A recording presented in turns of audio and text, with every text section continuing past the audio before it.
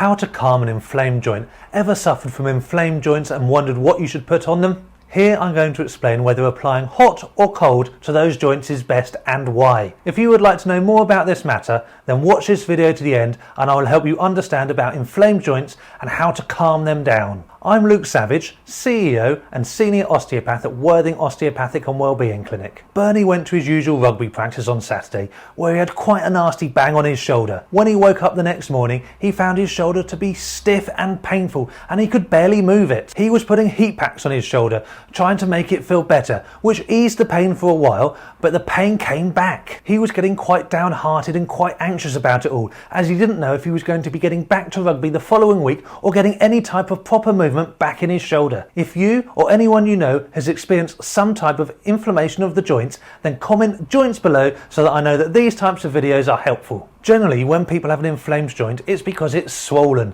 Now, there's lots of different causes of swelling of the joints, from arthritis, cartilage injuries, ligament sprains, muscle strains, and joint restrictions. Now, when it comes to that pain that comes out of nowhere, let's say after picking something up, it's generally best to use ice. I know what you're thinking, ice? That sounds horrible, but when a joint is inflamed, it's swollen. By putting ice on it, you help reduce the blood flow to the area, which in turn reduces the swelling. I have so many people that say they put heat on it. Heat does have its benefits and it's good for muscle injuries and for arthritis, but for the other types of injuries, it's not so great. When you put heat on it, it brings more blood to the area, which relaxes the muscle and makes things feel better. But this also increases the blood flow, meaning more swelling and more inflammation. So after taking the heat off, the muscle quickly goes back to normal and people just left with extra swelling and therefore more pain and more discomfort. If this is something that's happened to you, or maybe something that you're living with right now, then comment joints below so that I know that these types of videos are helpful. Bernie eventually came into our clinic and explained what had happened to his shoulder. We did him a treatment plan and told him to put ice packs on it rather than heat. With our individual treatment plan and by following our advice on ice packs,